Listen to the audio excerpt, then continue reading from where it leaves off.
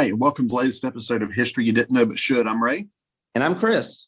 And today we're going to go back and we're going to be looking at something that occurred in the 17th century, in 17th century England specifically, and it's Guy Fawkes and the conspiracy or the so-called byplot against King James I. And Chris, I must confess to our listeners, this is not a man or a scenario that I had really been overly familiar with until we decided to do a podcast on it. And I went and did some research, but I'll tell you, it's a very interesting topic. Yeah. And, I think one of the reasons that we're really discussing this today is to look at legacies and how legacies can be misunderstood, but also how persons, symbols can teach us about how the meaning of historical events can be manipulated to serve maybe the religious, cultural, or even political needs of the present. And Ray, I think it's a very timely podcast for us to go all the way back and look at this, because even in our society today, we are having a lot of discussions about how historical events are maybe being looked at through different lenses. Yeah, because, when we talk about the study of history, yes, you're talking about a set of facts, names, dates, events, but history is far more than that. The study of history is far more than that. And so it is about asking questions about what happened and changing perspectives on things that have happened in the past. Every once in a while, and I know you have it too, Chris, someone will say to me, well, at least history never changes. And I'm like, well, actually, history does change. It's not that the events or the people of the past change. It's that our understanding and the questions we're asking about the people and events of the past do change. Yeah. And even this guy right here, I mean, if you think about it, the memory of who he was has changed to where he is this popular figure. And the thing is that many people might not even know how popular he is because they might not know of his name. They might not know of the events. But if they go and do a Google search of our interesting individual today and just talk about his face, they will see that this is a face that is seen on masks of individuals who protest various events or other things. It's a mask that might represent an underdog, or maybe an extremist, or maybe someone who is just trying to change the common perception of how something is. Yeah, the common mask, you see it a lot. I think there was a protest called Anonymous recently, a digital thing, and they used the Guy Fawkes masks. Yeah, and even a few years ago, if you remember, they did that Occupy Wall Street. When there was big economic issues here in our country, and they had the mask. So, I think to understand Guy Fawkes, and Ray, maybe we need to go ahead and clarify for our international friends that we might not be pronouncing his name correctly, and we do apologize in advance for that. We're using the Southeastern North Carolina I guess, lingo, if you will. So we're talking about Guy Fawkes or Guy Fawkes, I guess you could say. Yeah, I have been accused of mispronouncing a name sometimes. So even of my students, sometimes I will say, I will get it by midterm. I promise I will call you your correct name by midterm. Okay, so let's go back. And I think when we think about Guy Fawkes and the events that he is known for, I think we have to sort of go back a little ways in royal history, English royal history, and sort of real briefly do a very quick survey of what brought England to the point of James I, King James I, who is going to be the target of Guy Fawkes and his fellow conspirators. King Henry VIII, of course, was King of England, who separated the Church of England out from under the Roman Catholic Church because, he wanted a divorce and the Pope wouldn't give him the divorce. So he separates the church out and creates the Church of England as a Protestant church, following in the Reformation that had been going on at the time. Following him, of course, his young son, Edward VI, becomes king. Edward, of course, is a Protestant. Very much, I think, an actual Protestant, Chris. I don't think with Edward VI, it was really just a political thing. I think with Edward VI, it was even as a young child, it was a very much a theological thing, that he was a true believer in the Protestant faith. Then, of course, you had Mary the First, who tried to return the church to Catholicism, and following her, of course, Elizabeth the First. And this brings us to what was happening under Elizabeth the First, and that is under her reign there in England. Of course, Elizabeth the First is a Protestant, and under her reign, you begin to see the persecution of Roman Catholics there in England. And it was interesting because I actually learned here, and I did not know this. This was a fact I did not know, Chris, was that Pope Pius V actually excommunicated Queen Elizabeth I in 1570 because of her Protestant faith, but also because of the persecutions that were going on, I guess, under her time as queen. Priests were being put to death.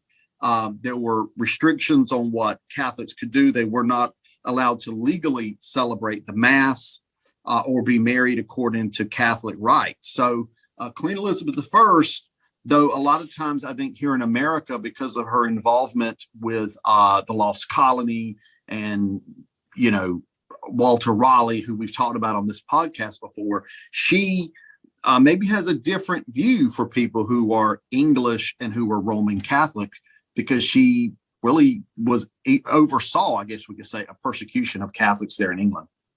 So often when we go back to 16th and 17th century England and we think about religion, if you're looking at it from the idea of the colonies forming and individuals and pilgrims, Puritans, things of that nature, it always comes back to like religious freedom. However, this issue that we're looking at today is far more of an issue than just religious freedom.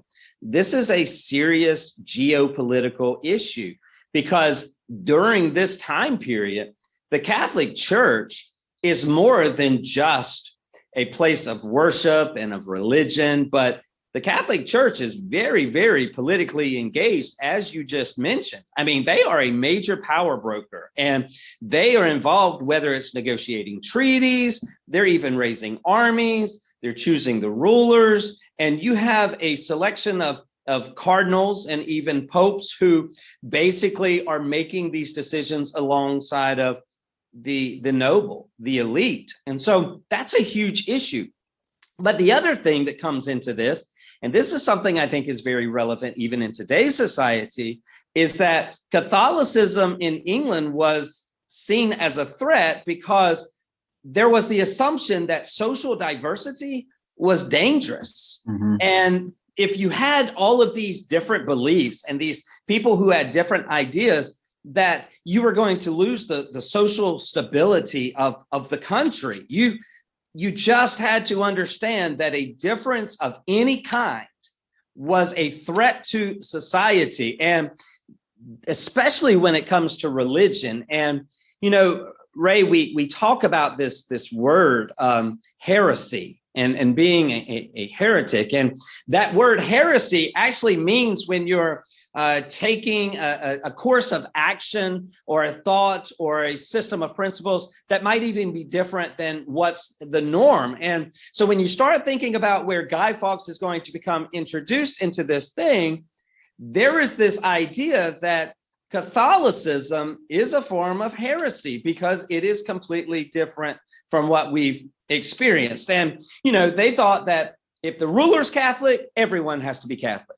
Yeah. If the ruler's Protestant, everyone has to be Protestant, and diversity is dangerous. And therefore, you have a serious issue. And that's what Guy Fawkes is born into. You know, he's born into this kind of a society, into a situation. And Ray, he's born into a Protestant family. And it's not till his teenage years that he actually converts to Catholicism. Yeah. And you mentioned the fact that, you know, diversity, religious diversity especially, was frowned upon in 16th and 17th century England. And that is certainly the case. I mean, you think about, you know, Mary the First, you know, when she became queen and she pushed the church, the nation to become a Catholic nation, then Elizabeth becomes queen and pushes the church back to a more Protestant direction. Now, of course, Queen Elizabeth is going to pass away in 1603. And upon her death, of course, James is going to come in. He's going to become James the First. And there is some hope among Catholics there in England, apparently, that he may be more friendly to them. There was this idea that his mother, his wife had previously converted to the Catholicism, and his mother was Catholic too, I believe. And so there was this belief that maybe he would be more friendly to Catholics in England, but that is not going to turn out to be true. He's not going to support religious diversity for Catholics. In fact, he doesn't even support religious diversity for other groups of Protestants. You think about 1620 with the separatists there at Scrooby in England, who ultimately would become part of what we know today as the Pilgrims. One of the reasons they left England and went to the Netherlands was because of persecution by King James the First. And so he doesn't behave more friendly to the Catholics in England at the time. He actually condemns Catholicism and orders priests to get out of the country. Yeah. And not only does he order them to get out of the country, but the other thing that happens is there was a plot by Catholic priests to actually try to kidnap him. Yes. And that's kind of what causes him to say, oh my gosh, I got to get rid of you guys. You guys can't be in this country. So, once again, just reminder how much of an influence Catholicism had during this time. You had Catholic priests who were engaging in illicit actions. I mean, there's a whole lot of other illicit actions, but especially this one where they're trying to kidnap the king. And so that drives English Catholics even further underground. And, so English Catholics are thinking, we've got to change. There's got to be a reverse in the direction of political oppression. We can't keep living like this. Something's got to happen. And the only way it's going to happen is to remove all signs of Catholicism to remove all signs of Protestantism and to instill a Catholic individual who loves, respects, and will be loyal to the Pope. Yeah, and that brings us to 1604 and the so-called Maine Plot, which was the plot by a group of Catholic, I guess we could say, dissenters. And Guy Fawkes was one of them. Other was Jack Wright, Thomas Piercy, among others. They meet, and their plan is not just to kidnap King James I, which was the idea by the Catholic priests in the so-called byplot. Their idea was, of course, to kill King James I, and they were going to kill him using gunpowder, Chris, in the House of Parliament. Yeah, so what was happening is it was going to be the opening of Parliament, and everybody was going to be there, including the king and, of course, the family and everybody else. I mean, this was a huge thing. And it's something that still happens today, like the first opening of Parliament when they're going to conduct their business. The Queen appears, and it's a very sacred and very just a wonderful ceremony to begin the process. And so everybody's under one roof, if you will. And so they just knew that this was going to be the place to go and to do it. And so they have this plan where they have enough gunpowder that it's not just going to destroy Parliament, but pretty much the entire area will be destroyed if it comes to fruition. And there's a few little differences of opinion as to what actually happened. But what we believe happened is that one of the members who was supposed to be there that day received a phone call from someone and said, hey, it's probably best that you don't show up tomorrow for the opening of Parliament, because there's a pretty good possibility that something bad is going to happen. And so authorities, the night before, they began conducting the sweep of the Palace of Westminster, and they start looking in the cellars. And, Ray, all of a sudden, they uncover what probably would have been the biggest terrorist act in all of British history. And we talk a lot about Guy Fawkes, but Ray, he was just kind of wrong person, wrong time, and he got caught in the middle of it. Yeah, it was actually a guy called Robert Catesby, and I Yes. apologize if I'm mispronouncing his name, who was sort of the ringleader of this plot to blow up Parliament, which would, of course, kill King James I, kill many members of Parliament. I guess their idea was they could sort of, I guess, clean the slate and start over with a new government. And Fawkes ends up being sort of the fall guy historically, anyway, for this, as he's sort of the one whose name has sort of been used to identify the plot and in talking about the particular events that occurred there in 1604.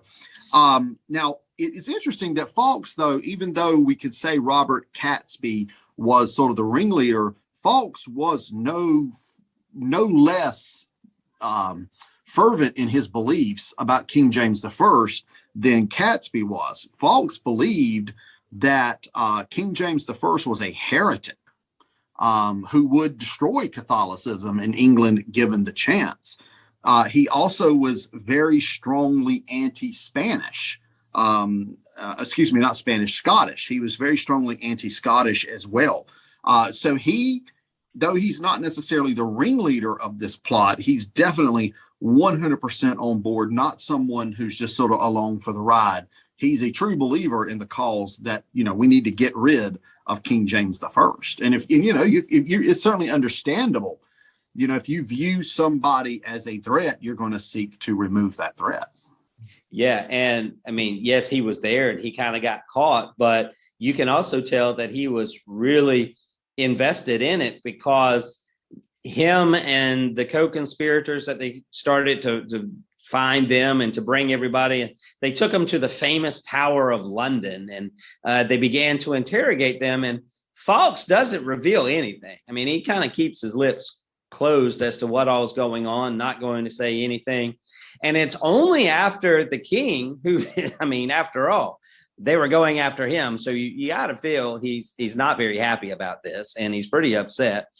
So he authorizes the use of torture to try to get an answer out of these guys. And it's only after he says, hey, yeah, do whatever you got to do to get an answer out of these, because I want them found guilty, that finally there are confessions that are being had. And I mean, people just start throwing everybody under the bus, and Fawkes included.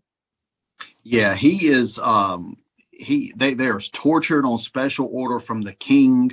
And I believe, and correct me if I'm wrong, Chris, Catesby himself did not get caught, imprisoned, or anything. He was actually killed by, I guess you could say, English authorities. Yeah, that's right. I mean, that's kind of why Catesby isn't known as far as this episode, that it all goes back to Guy Fawkes, because he is one that is found. He's one that's found guilty of high treason, and they make a public spectacle of him by executing him in the old palace yard there in Westminster, just ironically, just a few steps away from the place he was actually trying to bring to the ground.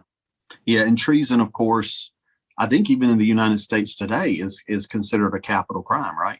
Yes, absolutely. And so now we're to this point. We're like, okay, so he's found guilty, and this gunpowder plot was avoided. The king still remains.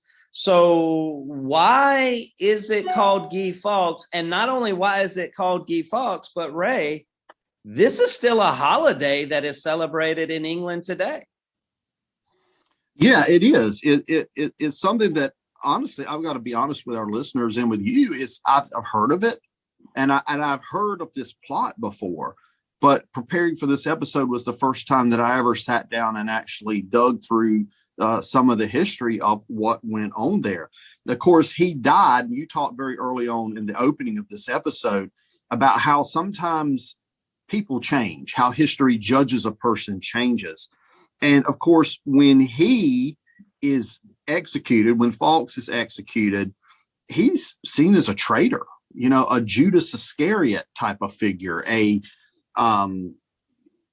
somebody in a very negative light. But it's many years later that they start, using Guy Fawkes Day, I guess you could say, as a type of Thanksgiving. Yeah, I mean, you have to. I mean, by the way, it is a law in England that you have to observe this day, and on this day, people will have bonfire celebrations. Actually, this is kind of where modern day bonfire actually got started, and it's designed to celebrate the survival of King James. So it's an annual day in which we celebrate that this assassination plot was thwarted, that it was stopped. And so they will have bonfires. It's good. I guess it's a good excuse to get drunk and to eat and to just celebrate. And then they have these things called effigies, which are these, makeshift not statues, but just straw figures of individuals. I don't know, maybe you got a better definition for what an effigy is, but these what do you call it? How do you, it's just a representation of a person. Okay. Yeah. And so they have this, usually not in a good light though. Right. No. I mean, I think our listeners are probably familiar with this. If, for example, like during the Bush administration and also during the Trump administration over in Europe, there was regular burning in effigies, or at least effigies of the American presidents that were not popular for whatever reason. Yeah, so burning because you're not popular, burning because we don't like you, burning, basically because we're celebrating you failed. Yeah. And so they have the celebration. I mean, you're talking like over 400 years they've been celebrating this, that James I still alive. And they actually will say, remember the 5th of November. Remember the 5th of November. I mean, it is that idea. So right here's where I just think this story takes a unique turn, if you will. It became a family holiday. It's a family holiday in which you're honoring what didn't happen, and you're calling this guy a villain for what he did. Little children going around dressed up as and carrying effigies and demanding, quote, a penny for the guy, unquote. Fascinating stuff. Almost sounds like Halloween. It does. And this annual ritual today is more, as you mentioned, festive and fun. But when it really first started, it was more religious and monarchical, because we're celebrating King James is alive. And now what has happened is you have to look at Guy Fawkes. Back then, he was a religious extremist. And the question has to be asked, well, he was a terrorist or a would-be terrorist. But now he is seen as a populist hero. He's romanticized, and his likeness is preserved, and his legacy has seemed to become this mythical tale of representing anti-government rebellion and anarchy and subversion. And so the underdog. It's the underdog. And so you have to ask, how did we get from what he did and now see him as kind of this underdog and something that we want to celebrate, if you will? Yeah, it's a completely shift in the way he has been viewed. I guess maybe at the time he was viewed as in a bad light, because like you said, he would have been considered a religious extremist. He would have been considered a terrorist who threatened the government of England by threatening the parliament and threatening the king, who was, of course, the head of the Church of England. So he was also threatening the church itself.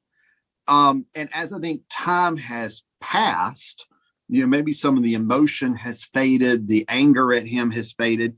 And then you add into that the festivities around Guy Fawkes Day that occurred in England and actually into the United States well into the 19th century, well into the 1800s. And the addition of children celebrating children celebrating that day. Remember the 5th of November. But then I found out that there was a graphic novel in the 1980s called V for Vendetta. And there was apparently a movie in the early 2000s with the same idea, with the same name. And the character wore a Guy Fawkes mask while, I guess, battling the government of Britain. So sort of this idea of a underdog fighting the big government, sort of fighting the man type of thing. And like you said, it's been used in modern protest. You know, you talk about the Wall Street movement and other Occupy Wall Street movement and other protests where it has been used in that same way. And this is where I think we have to be careful, especially in today's society, because Fawkes had a simple goal: murder the entire English government and replace it with a Catholic theocracy. Right. That's what he wanted. And we have to be careful that we don't make him into something that he wasn't. I mean, he is really not this guy that was trying to bring about a new society in a glorious revolution way as William and Mary was in English history. But this was a guy who was very determined to do it his way, his how. And some people still today see him as someone who was just trying to target a government that he thought was oppressive. And it doesn't matter if you think that the government was oppressive, you don't try to change it by blowing it up. You just Right. can't do that. And Ray, I think that our listeners might find some scary parallels to events that have happened in recent times in our history, in which people who don't believe things went the way that they wanted them to go doesn't mean that you subvert the will and the law of justice to change those things. Yeah, I mean, you know, the founders of the United States, and here I'm specifically thinking of Thomas Jefferson. You know, they put in and Jefferson was not part of the Constitutional Convention. He was in France when that was happening in 1787. But the framers themselves at the Constitutional Convention put into place a constitution that contained within it the methods for the citizenry to change the government, you know, by voting, by voting for members of the House, by voting for members of the Senate nowadays, by voting for electors who would vote for president. And of course, Thomas Jefferson, where I was going with him, was in the Declaration of Independence. You know, he talks about when in the course of human events, it becomes necessary for one people to basically separate themselves from another people or to form their own government. The Constitution sort of explains how that's going to happen. And it's supposed to be a peaceful process, which of course you saw initially in the election of 1800 when Jefferson was elected over John Adams. And you had this peaceful transition of power, though there were threats that there would not be a peaceful transition. You ultimately had that peaceful transition for power. And I think, Chris, it is fair to say that the United States, for the most part, has had peaceful transitions of power with maybe two exceptions. Yeah, and the final thing that I would say about this episode is, if there's ever a story that really demands for individuals to study all aspects of history and not just one version, but to look Right. at the story in its full context, it's the story of Guy Fawkes, because the celebration that originally started and still ongoing in Great Britain is designed to celebrate that the insurrection was failed, that it did not happen, that the terrorist attack was thwarted, and that those who were punished were punished. But what's happened is that over time, people have taken the story and made it a story that is far-fetched from the actual reality of history. And there's danger with that. And the danger becomes in that we start celebrating Guy Fawkes for what he almost did instead of celebrating what didn't happen. Does that make sense?